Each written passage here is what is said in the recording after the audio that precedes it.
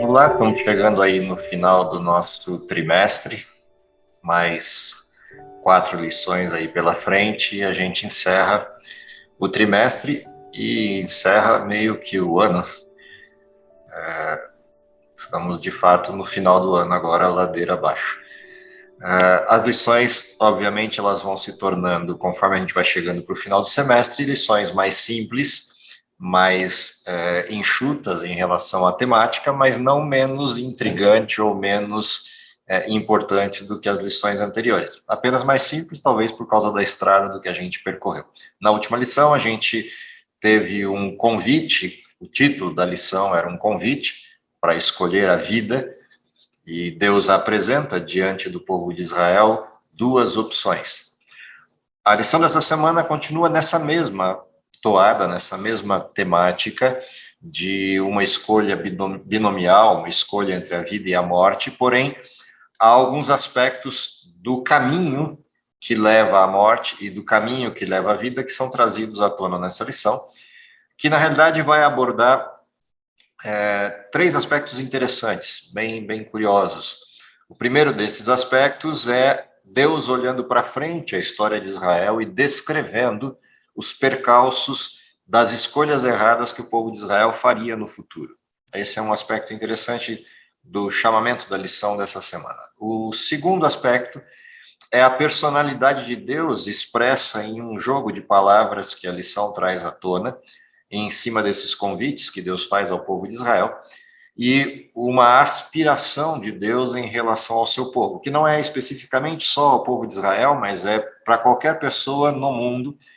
Obviamente, o texto está atrelado ao povo de Israel, mas isso é aplicado a qualquer pessoa em qualquer época do mundo, mostrando uma característica, entre aspas, a palavra, de um olhar humano da personalidade de Deus, e bem entre aspas o que eu estou dizendo, porque Deus continua sendo Deus, mas a expressão humana tentando retratar o sentimento de Deus é algo curioso nesse segundo aspecto da lição dessa semana. E o terceiro elemento é uma discussão a respeito do conceito de arrependimento, o conceito de conversão. Esses três elementos são os pontos principais aí do debate da lição. A lição começa no seu título com uma proposta. A proposta é: convertam o seu coração. Enquanto a proposta da semana passada era um desejo de Deus, um desejo manifesto de Deus de que o Israel escolhesse a vida, a lição dessa semana é um pedido de Deus que se mistura entre um pedido ou um ordenamento, mas tem uma característica de pedido que é Israel converter o coração. E aqui tem uma peculiaridade nessa expressão de converter o coração, que a gente vai ver ali em Deuteronômio 5. O texto base da lição para a semana é: de lá vocês buscarão o Senhor seu Deus e o acharão quando buscarem de todo o coração e de toda a sua alma. O texto é Deuteronômio 4, verso 29, a gente já estudou uma parte desse texto lá no início da lição do trimestre, e agora retornamos a ele com um novo foco, com uma nova abordagem. Como é que a lição começa? Como é que é a provocação inicial do autor para a gente entender essa temática que ele levanta? A primeira provocação que o autor faz na lição dessa semana é um olhar para Deus, com esse aspecto até certo ponto humano de sentimento. É um olhar para Deus como se Deus estivesse olhando para as pessoas, olhando para o povo de Israel e pensando na sua mente, ou sonhando na sua mente, ou até suspirando, como de vez em quando a gente faz: ah, quem me dera eu alcançasse isso, ah, quem me dera isso ocorresse. De vez em quando a gente se pega falando isso: ah, que bom seria se isso acontecesse assim. A Bíblia tem várias dessas expressões atreladas a pessoas em várias partes da Bíblia, e a lição vai trazer alguns desses exemplos ao longo das suas citações. Mas o exemplo que mais chama a atenção é esse de Deuteronômio 5, 29. Aliás, a lição nos pede que leia o texto inteiro, mas, em particular, Deuteronômio 5, 29 traz essa expressão como se Deus, olhando para o povo de Israel, depois da conversação entre Moisés e o povo, Moisés apresentando as instruções de Deus para o povo. Lembre que Deuteronômio 5 tem a repetição da lei de Deus. Moisés apresenta todas as instruções de Deus para o povo, e o povo recebe isso de bom grado e responde afirmativamente à fala de Moisés. E responde bem à provocação que Moisés faz, de que o povo se mantenha fiel, de que o povo obedeça a Deus, de que o povo se volte para ele.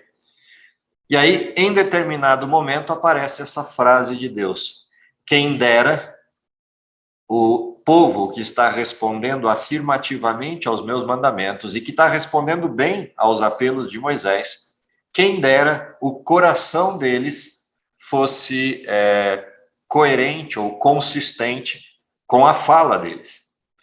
E aqui aparece uma coisa muito interessante.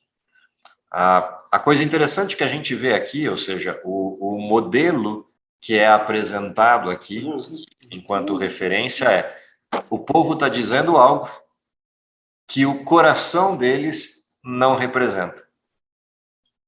Portanto, a resposta afirmativa do povo a respeito das leis de Deus, a respeito dos pedidos de Deus, a respeito da própria fidelidade deles para com Deus, é uma resposta da boca para fora.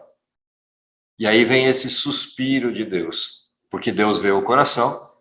Quem dera o coração deles fosse semelhante àquilo que eles estão dizendo. Quem dera eles, de fato, fossem aquilo que estão falando. Então, essa expressão, ou seja, essa manifestação do povo de Israel afirmativa a Deus e essa manifestação de suspiro de Deus num anseio de que Israel fosse coerente, é a primeira coisa que chama a atenção na provocação dessa semana. E isso tem a ver com o título: convertam o vosso coração. Mudem o coração. Não adianta dizer que serve a Deus, não adianta expressar que conhece Deus, não adianta expressar que está alinhado com Deus, se o coração aponta em outra direção. Essa incoerência manifesta no texto de Deuteronômio, de certa maneira, antecipa ou reproduz a incoerência do ser humano como um todo desde que o mundo entrou na história do pecado. Olhando para frente, nesse mesmo suspiro, Deus prevê o que vai acontecer com o povo de Israel. Deus antecipa isso que vai acontecer com o povo de Israel no momento em que entrarem em Canaã. E é interessante porque Israel já vai para 40 anos de deserto, chegou às portas da terra prometida para adentrar a terra. Presume-se que esse povo que viveu o deserto e nasceu no deserto entendeu o erro dos seus pais, compreendeu quem é Deus e está pronto para entrar em Canaã. E, de fato, isso é verdadeiro até certa medida. Porém, ainda esse povo guarda questões que o distancia de Deus. Dentre essas questões, essa oscilação entre o pecado e a verdade, entre o Deus verdadeiro e a idolatria, essa oscilação do povo de Israel vai adentrar a terra de Canaã e, em um determinado momento, Israel vai pender para o lado da idolatria. E Deus, antecipando esse pendor para a idolatria, antecipando esses hábitos equivocados de Israel, começa a pontuar algumas coisas importantes na questão do futuro desse povo. Quando você olha Deuteronômio 30 e você olha a referência daquilo que Deus diz para esse povo, vai ser o seu futuro, as palavras são bem duras, as palavras não são simples. Deuteronômio 4, Deuteronômio 5 ou Deuteronômio 30 vão referenciar que esse povo vai sofrer por causa da desobediência. E entre esses aspectos do sofrimento, um deles é: vocês vão ser destruídos e dispersos entre as nações. Porque vocês de boca me servem, mas o coração está distante. E por conta disso, vão criar deuses para vocês, vão negar a Deus, vão aborrecer a Deus e vão produzir abominações a Deus.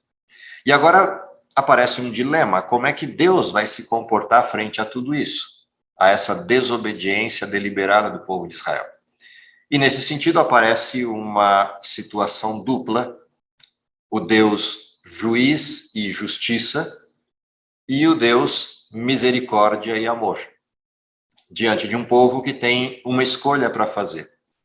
a escolha de servir a Deus e converter-se dos seus maus caminhos, buscar a Deus de todo o coração, ou manter sua prática idólatra e sofrer desse mesmo Deus a consequência.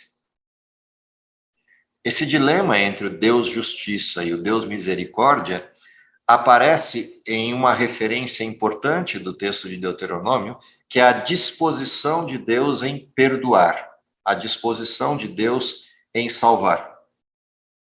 Então, se por um lado tem esse Deus suspirando, quem dera que o povo de Israel, pelo seu coração, sentisse e vivesse aquilo que de boca eles estão dizendo.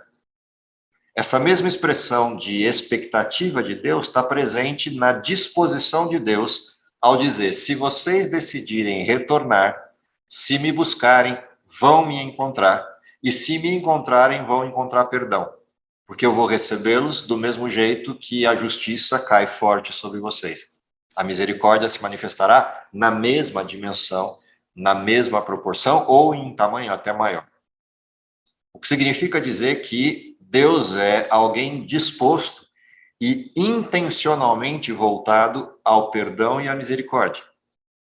O problema é que esse Deus que é voltado ao perdão e misericórdia, e isso nos leva para o terceiro tema da lição, esse Deus que é voltado para o perdão e misericórdia é um Deus que aguarda o retorno, aguarda o arrependimento. E aqui aparece uma segunda palavra nesse joguinho de palavras da lição dessa semana. A primeira palavra está lá no início da lição, na lição de domingo. A segunda palavra vai aparecer na lição de terça-feira, que é a palavra techuvá. Essa palavra, que é traduzida literalmente como retorno ou volta, ela também é a mesma abordagem para conversão e arrependimento. O que mostra o sentido da palavra arrependimento. Arrepender-se é um processo de 180 graus, ou seja, é reverter um caminho, por perceber que o caminho é um caminho inadequado, é um caminho de erro, é um caminho de pecado. Mas não só isso, é uma mudança de direção caminhando. Isso significa dizer que toda vez que Israel decide deliberadamente pecar, não importa em que condições esse pecado ocorra, toda vez que deliberadamente ele decide pecar, ele dá meia volta e se distancia da promessa de Deus. Toda vez que se arrepende, ele deve fazer o mesmo movimento, dar meia volta e voltar a caminhar na direção de Deus. Portanto, o retorno, a conversão, o arrependimento implicam duas coisas. Implica o abandono do pecado e implica o reconhecimento de que aquilo é pecado. Não basta eu reconhecer que algo está errado e pedir perdão se eu não estiver disposto a me distanciar do pecado, ou seja, disposto a caminhar na direção oposta. Isso não quer dizer que o ser humano está indicando um desenho de ser perfeito sem pecados, bem distante disso. Mas arrependimento implica em um desejo de abandono do pecado e implica em um reconhecimento da culpa e da vergonha causada pelo pecado. E é interessante que quando Deus fala ao povo de Israel, ou fala às pessoas na Bíblia sobre retorno, sobre arrependimento, a expressão é exatamente essa. Vocês perceberão o pecado, se envergonharão disso, e por causa desta vergonha retornarão. E essa situação do retorno, que implica o afastamento e o desejo de afastamento do pecado, resultará na misericórdia e no perdão e na força para vencer o mal. Portanto, aparece aqui uma questão importante nesse processo da conversão, que é uma conversão ativa e não passiva. Confessar os pecados a Deus é um modelo ativo, não é um modelo passivo. Confessar os pecados a Deus significa você olhar para Deus e dizer: sim, eu reconheço o que aconteceu, não há desculpa para o que eu fiz, e eu estou disposto a abandonar e quero sair disto. É um processo ativo. Não é simplesmente um processo de cruzar os braços e falar: que pena, cometi um pecado. Deus, perdoa, põe aí mais um na conta. Não funciona assim. Embora muita gente gostasse que a graça funcionasse dessa forma. Mas a graça não é isso. Embora a graça esteja disponível para perdoar todo e qualquer pecado, no sentido da atitude pecaminosa, a graça não passa panos quentes no pecado. A graça teve um custo, que é a morte de Cristo, e, portanto, ela também tem um custo para o pecador, que é o abandono do pecado, que é o desejo de abandonar o pecado. E nisso se constitui o modelo de equilíbrio entre a graça e a lei, como a gente já viu em outra lição aí para trás. Outra coisa interessante é que essa expressão de quem dera o povo me respeitasse, traz à tona um aspecto importante do respeito que Deus tem pelo livre-arbítrio. E esse é outro aspecto bastante significativo do conceito de arrependimento. Arrependimento é uma escolha. Deus não pode forçar o arrependimento, como também não pode forçar a obediência. Não pode forçar a conversão, Deus só pode convidar. Quando a Bíblia coloca que o amor de Cristo nos constrange, é porque Deus expressa de maneira completa o que ele está disposto a fazer e faz. E isso nos constrange a uma resposta. Afinal de contas, Deus fez o impossível, morreu por nós. E isso nos causa constrangimento, porque dizer não a um amor dessa natureza é se expor.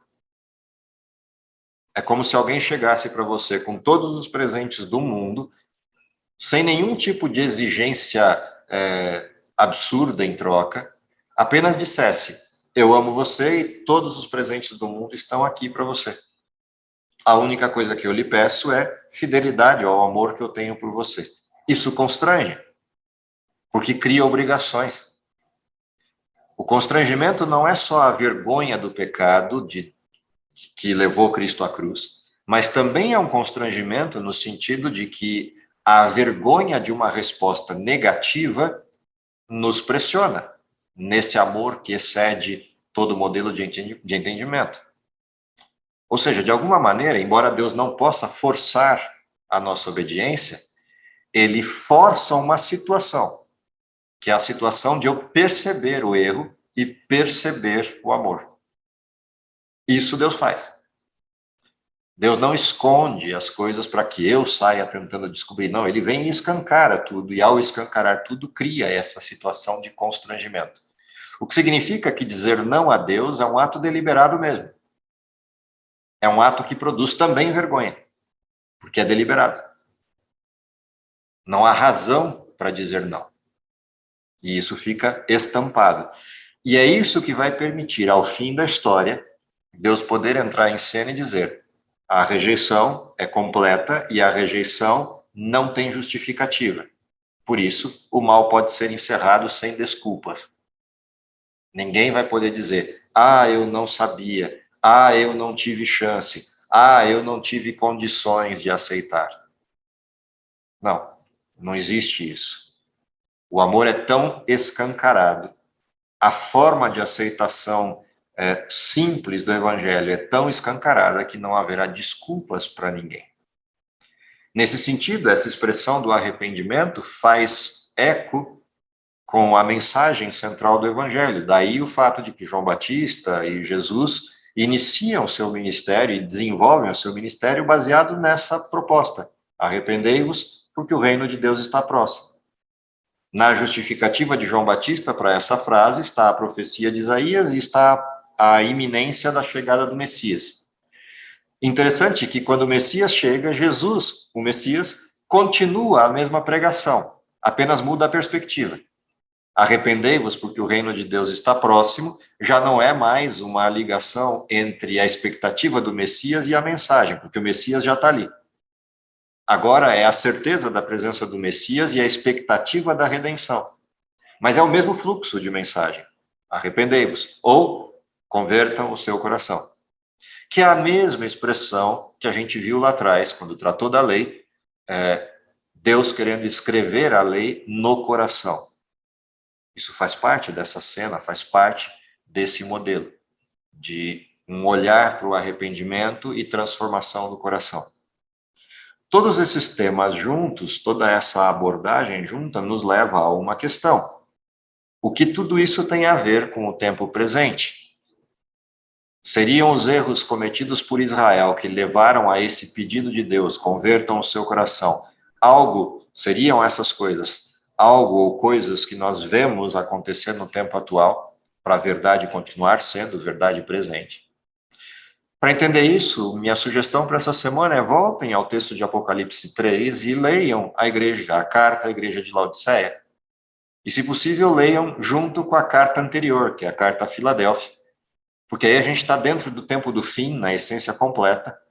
Carta de Filadélfia, início do tempo do fim, carta de Laodiceia, início do juízo de Deus.